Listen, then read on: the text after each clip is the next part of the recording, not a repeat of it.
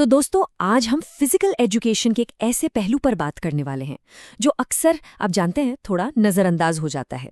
लेकिन सच कहूं तो ये हर कोच, हर इंस्ट्रक्टर के लिए एक कंपस की तरह एक दिशा सूचक यंत्र। और ये विषय है दर्शन, यानी कि फिलॉसफी।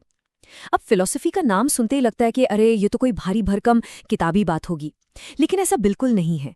असल में ये वो नजरिया है, वो सोच है जो ये तय करती है कि खेल सिर्फ शरीर की कसरत है या फिर ये कैरेक्टर बनाने की, चरित्र निर्माण की एक पाठशाला है।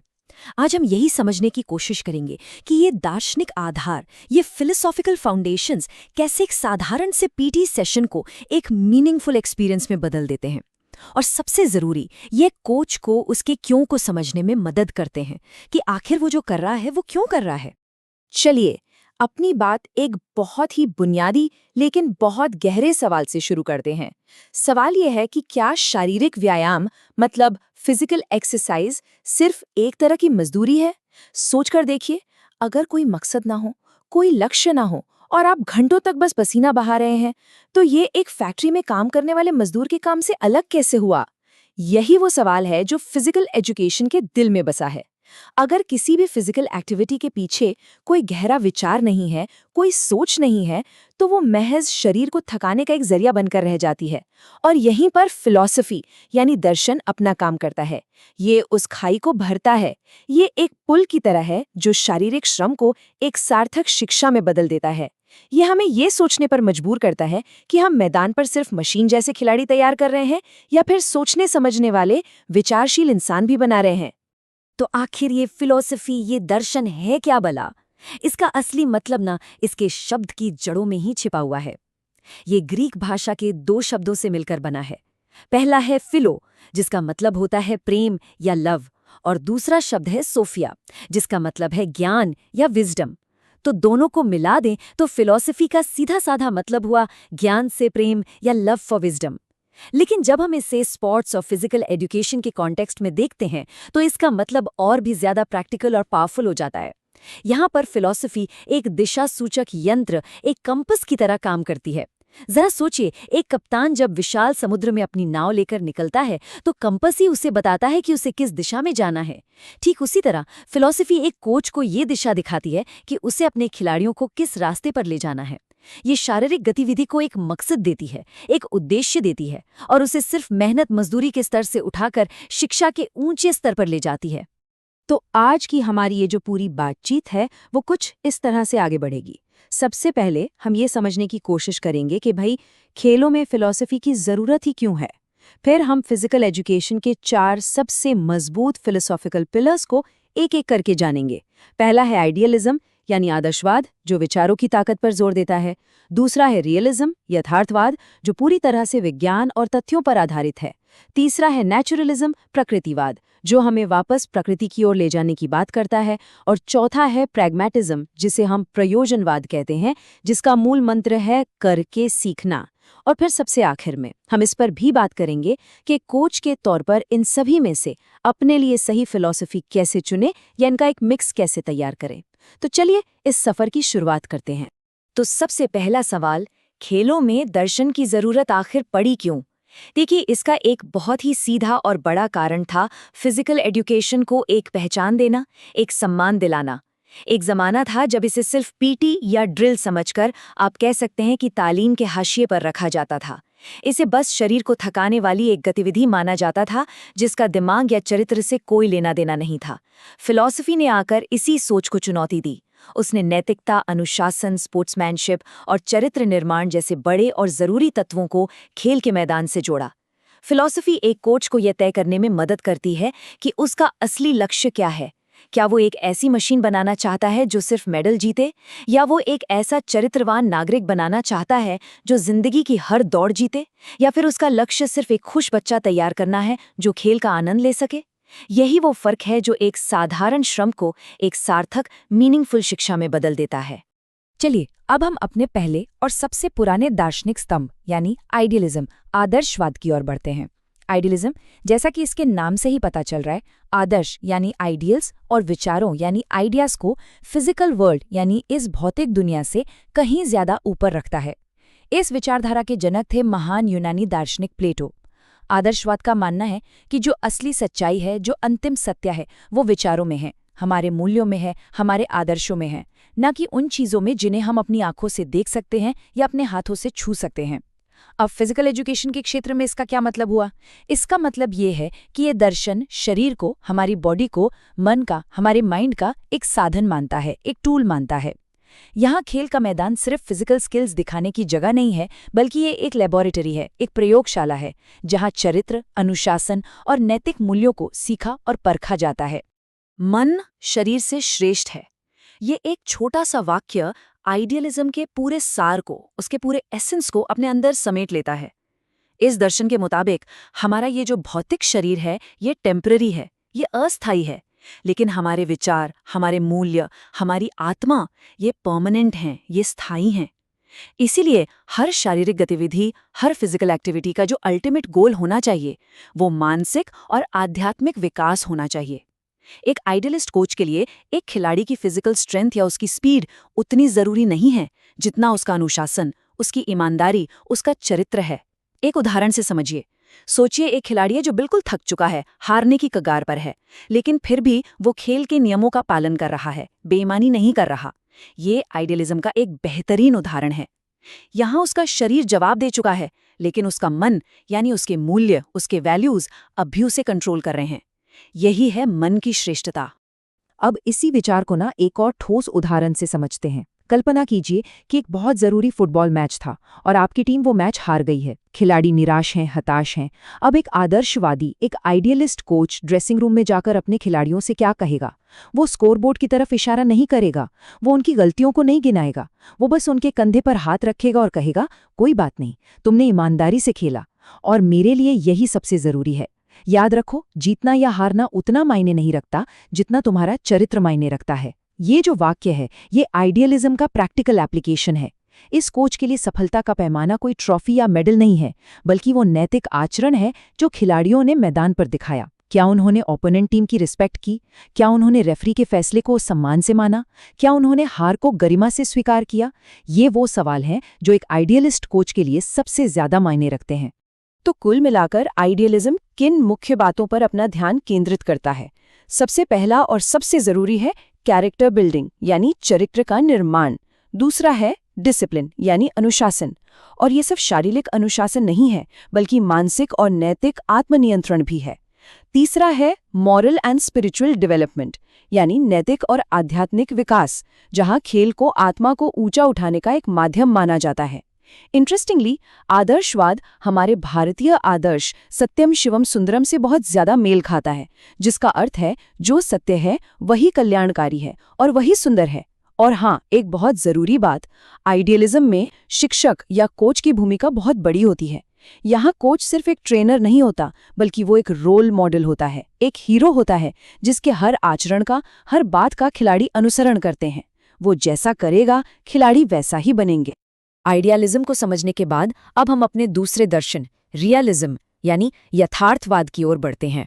और ये जानना बहुत दिलचस्प है कि यथार्थवाद एक तरह से आदर्शवाद की प्रतिक्रिया के रूप में एज अ रिएक्शन उभरा।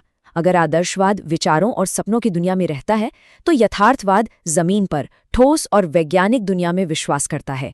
और मजे की बात यह है कि इस विचारधारा के जनक प्लेटो के ही शिष्य अरस्तु यानी एरिस्टोटल थे। रियलिज्म का मानना है कि सच वो नहीं है जो हमारे दिमाग में है, बल्कि सच वो है जिसे हम अपनी पांचों इंद्रियों से देख सकते हैं, सुन सकते हैं या माप सकते हैं। जब हम इसे फिजिकल एजुकेशन पर लागू करते हैं, तो यथार्थवाद का मतलब है शरीर को एक साइंटिफिक अप्रोच से देखना। ये दर्शन मानव शरीर को एक मशीन के रूप में देखता है, जिसे एनाटमी, फिजियोलॉजी और बायोमैकेनिक्स जैसे विज्ञानों का इस्तेमाल करके ज्यादा से ज्यादा एफिशिएंट, ज्यादा से ज्यादा कुशल बनाया जा सकता है। जो प्रत्यक्ष है वही सत्य है। ये एक लाइन यथार्थवाद के मूल सिद्धांत को पूरी तरह बयां कर देती है। एक यथार्थवादी यानी एक रियलिस्ट के लिए सच कोई छिपा हुआ रहस्य नहीं है, बल्कि वो हमारे चारों ओर की दुनिया में मौजूद है, जिसे बस देखने और मापने की जरूरत है। अब खेल के मैदान पर इसका क्या मतलब हुआ? इसका मतलब ये है कि परफॉर्मेंस को सब्जेक्टिव फीलिंग से नहीं, मतलब आज अच्छा महसूस हो रहा है से नहीं, बल्कि ऑब्जेक्टिव डेटा यानी वस्तुनिष्ठ आंकड़ों से मापा जाना चाहिए। एक खिलाड़ी अच्छा है या बुरा ये इस बात पर निर्भर नहीं करता कि कोच को क्या लगता है, बल्कि इस बात पर निर्भर करता है कि उसके रिजल्ट्स क्या हैं।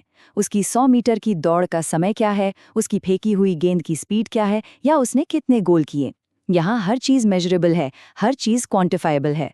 परफॉर्मेंस को बेहतर बनाने के लिए scientific training methods, proper nutrition और डेटा एनालिसिस का इस्तेमाल किया जाता है। चलिए हम उसी फुटबॉल मैच के उदाहरण पर वापस चलते हैं। टीम मैच हार चुकी है।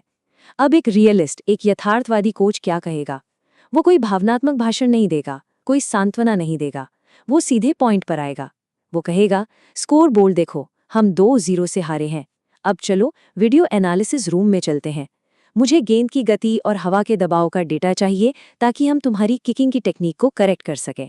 ये जो अप्रोच है ये पूरी तरह से फैक्चुअल है, एनालिटिकल है।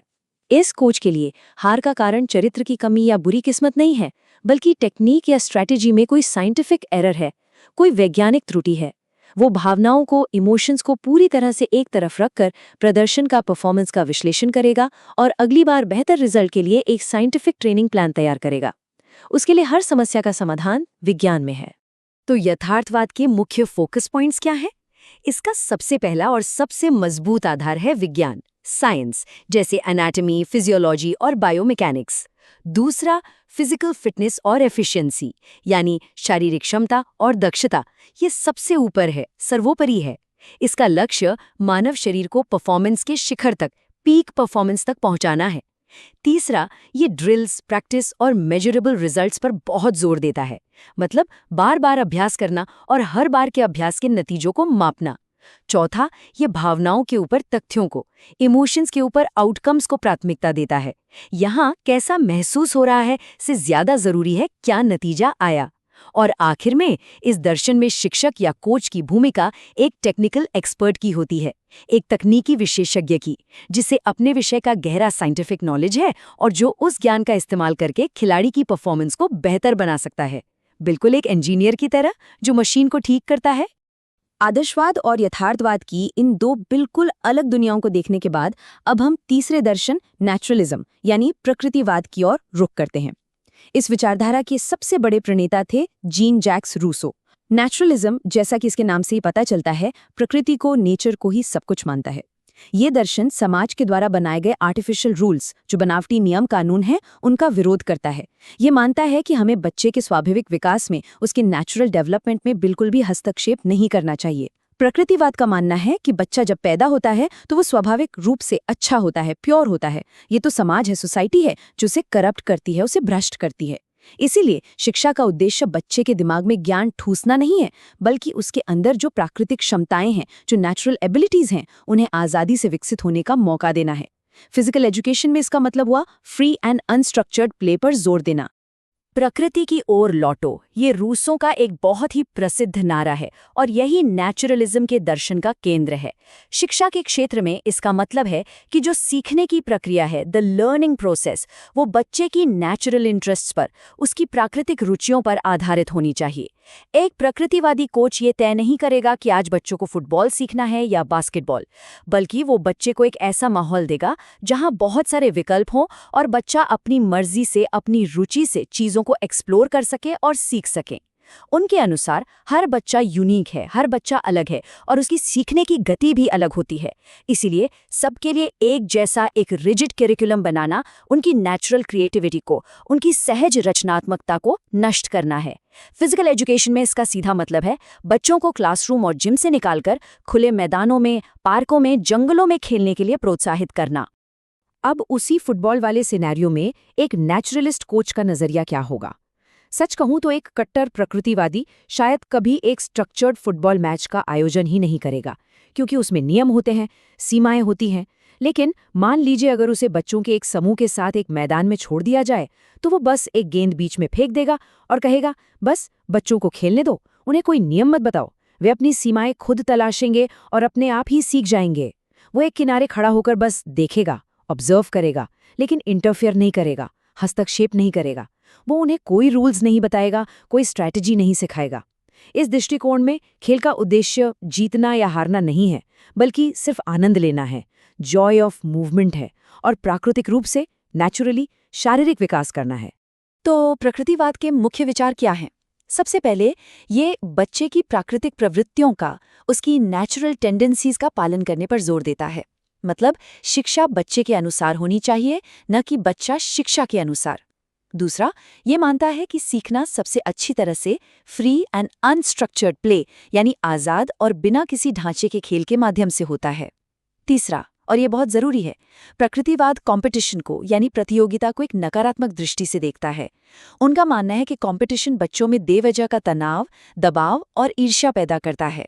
चौथा, खेल का अंतिम लक्ष्य बच्चे का नेचुरल फिजिकल डेवलपमेंट और एंजॉयमेंट है, बस। और अंत में यहाँ पर शिक्षक की भूमिका एक इंस्ट्रक्टर की नहीं, एक ट्रेनर की नहीं, बल्कि एक गाइड की होती है, एक मार्गदर्शक की, जो बस ये सुनिश्चित करता है कि माहौल सुरक्षित है और फिर पीछे हट जाता। और अब हम अपने चौथे और अंतिम प्रमुख दर्शन पर आते हैं, प्रैग्मेटिज्म यानी प्रयोजनवाद।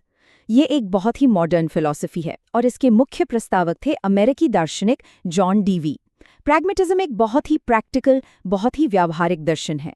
ये आइडियलिज्म की तरह किसी शाश्वत सत्य, इटर्नल ट्रूथ में विश्वास नहीं करता और ना ही रियलिज्म की तरह किसी अपरिवर्तनीय तथ्य, अनचेंजेबल फैक्ट्स में। इसके बजाय इसका मानना है कि सत्य वो है जो काम करता है। Truth is what works. सच कोई स्थिर चीज नहीं है, ये एक्सपीरियंस और एक्सपेरिमेंट के माध्यम से लगातार बदलता रहता है।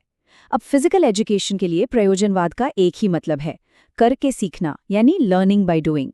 यहाँ पर खेल को सिर्फ एक फिजिकल एक्टिविटी नहीं, बल्कि एक सोशल प्रोसेस के रूप में देखा जाता है, एक सामाजिक प्रक्रिया जहाँ बच्चे एक साथ मिलकर समस्याओं को हल करना सीखते हैं। अनुभव ही सत्य है, जो काम करता है वही सच है। ये वाक्य प्रैग्मेटिज्म की आत्मा है।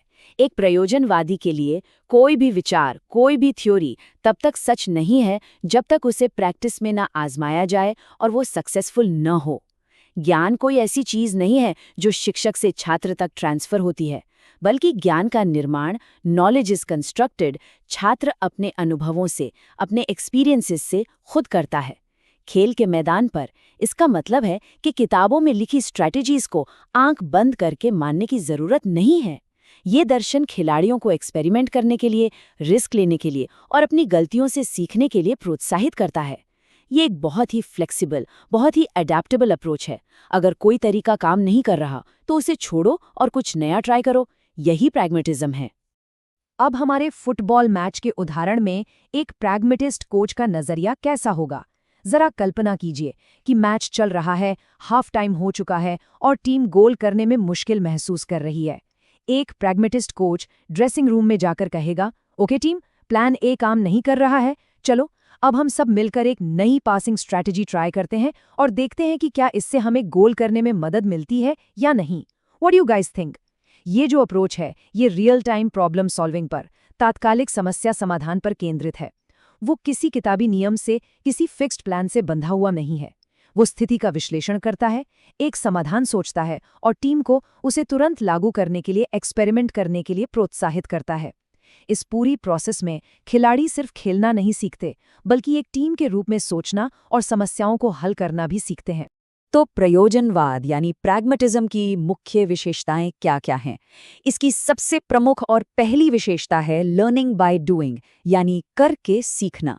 यहाँ अनुभवी सबसे बड़ा शिक्षक है। दूसरा, ये खेल को एक सोशल प्रोसेस मानता है, एक सामाजिक प्रक्रिया जहां व्यक्ति अकेले नहीं बल्कि एक समूह के साथ इंटरैक्ट करके सीखता है। तीसरा, ये टीम वर्क और प्रॉब्लम सॉल्विंग स्किल्स को डेवलप करने पर बहुत ज्यादा जोर देता है। चौथा, इसका अप्रोच बहुत ही डेमोक्रेटिक, बहुत लोकतांत्रिक होता है।